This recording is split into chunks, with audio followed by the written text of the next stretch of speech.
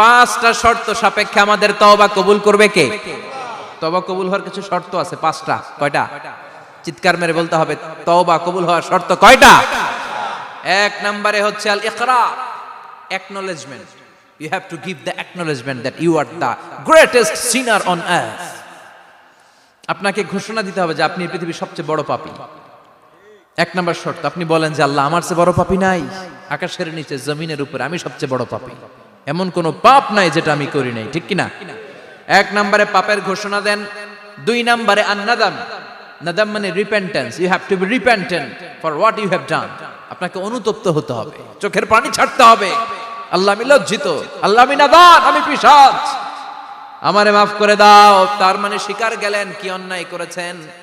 দুই নম্বরে আপনি অনুতপ্ত হলেন। তিন নম্বরে স্টপ, যেই পাপ করতেছিলেন ওইটা থামান। Stop what you have done, যেটা করতেছিলেন আগে থামান।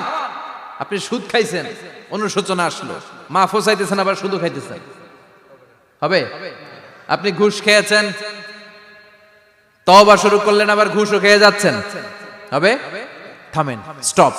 তিনটা গেল। চার number, to hate what you have done, ঘৃণা করতে হবে। যে পাপটা করেছেন মন থেকে, ওই পাপটাকে ঘৃণা করতে হবে। পাঁচ নাম্বার শর্ত হচ্ছে to determine that you never repeat this sin again in your life. আল্লাহর ওয়াদা দেন, কমিটমেন্ট দেন যে আল্লাহ আমার জীবনে পারতপক্ষে এই পাপ জীবনেও করব না। চিৎকার করে বলেন ঠিক কিনা? তার মানে আপনি স্বীকার যান, তারপরে আপনি অনুতপ্ত হবেন, যে পাপ করেছেন থামিয়ে দিবেন, পাপটারে মন থেকে ঘৃণা করবেন, আর আল্লাহরে ওয়াদা দিবেন আল্লাহ আর করব না।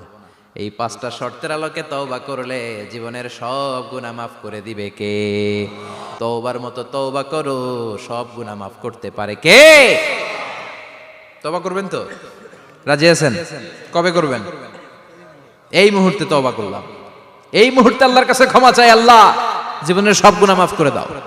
আমাদের দেশে তওবা করার জন্য হুজুর লাগে, কথা কন, পীর সাহেব হুজুর, বড় হুজুর, ছোট হুজুর, হাফেজ সাহেব লাগে না?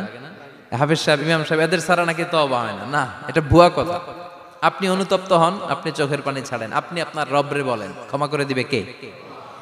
ইমাম সাহেব আসতে হবে শর্ত না, পীর সাহেব হুজুর এসে হুজুরের হাতে হাত রেখে তওবা পড়তে হবে শর্ত না। আপনার রবরে ডেকে চোখের পানি ছেড়ে ক্ষমা চান, ক্ষমা করবে কে? আর প্রতিদিন শতবার পড়তে থাকবেন আস্তাগফিরুল্লাহ। আওয়াজ করে সবাই পড়েন আস্তাগফিরুল্লাহ, আর জোরে পড়েন আস্তাগফিরুল্লাহ। বিশ্বনবী বলেন, মান লাজিমাল ইস্তিগফার জাআলাল্লাহু লাহু মিন কুল্লি দিকিন মাখরাজা। সব সময় ইস্তিগফারের সাথে যে লেগে থাকবে, রব্বুল আলামিন তারে পাঁচটা জিনিস দিবে। কয়টা? কথা কন, আরো জোরে সবাই বলেন কয়টা? নাম্বার 1, জাআলাল্লাহু লাহু মিন কুল্লি দিকিন মাখরাজা। বিপদে পড়লে বিপদ থেকে উদ্ধার করবে কে? আমাদের তো কোনো বিপদ নাই না? আছে? কত বিপদ, হ্যাঁ? রাস্তাঘাটে দুর্ঘটনা হতে পারে, যে কোনো সময় ভূমিকম্পে পড়তে পারি, বজ্রপাত পড়তে পারে না, ঠেড়া পয়রা মানুষ নাই, আছে না নাই? এই বিপদ আপদ থেকে আপনারা রক্ষা করবে কে? যদি আপনি ইস্তিগফারের সাথে আঠার মতো লেগে থাকেন। কিসের সাথে? কথা বলেন। ইস্তিগফারের সাথে লেগে থাকতে পারলে এক নাম্বার হচ্ছে বিপদে পড়লে আপনারে মুক্ত করে দিবে কে? দুই নাম্বার, ওমিন কুল্লি হাম্মিন ফারাজা, যে কোনো ধরনের টেনশন, হাইপার টেনশন থেকে বাঁচায় দিবে কে? আমাদের তো টেনশন মেনশন নাই না? আছে? লাইফ নিয়ে টেনশন, বাঁচার টেনশন, মরার টেনশন, ক্যারিয়ারের টেনশন, রাস্তাঘাটে যানজট, এটার টেনশন, পুলিশের দৌড়ানি, র্যাবের দৌড়ানি, বাড়ির ভাড়া, গ্যাস বিল, বিদ্যুৎ বিল, ছেলে মেয়েদের লেখাপড়া, কত টেনশন। এই সব টেনশন থেকে আপনারে মুক্ত করে দিবে কে? তিন নম্বরে, ওয়ারযুকহু মিন হাইসু লা ইয়াহতাসিব, এমন জায়গা থেকে আল্লাহ আপনার রিজিকের ব্যবস্থা করবে আপনি কল্পনাই করতে পারবেন না। সুবহানাল্লাহ পড়েন। চার নম্বরে, সবসময় ইস্তিগফার যদি পড়া হয়, আল্লাহর কোনো আযাব ওই বান্দার উপরে আসে না। ওমা কানাল্লাহু মুআযযিবাহুম ওয়া হুম ইস্তাগফিরুন। যতক্ষণ আমার বান্দা আমার কাছে ইস্তিগফার পড়তে থাকে, আমার কোনো আযাব বান্দারে পাবে না। যতক্ষণ ইস্তিগফার পড়বেন, আল্লাহর কোনো আযাব আপনার উপর আসবে না।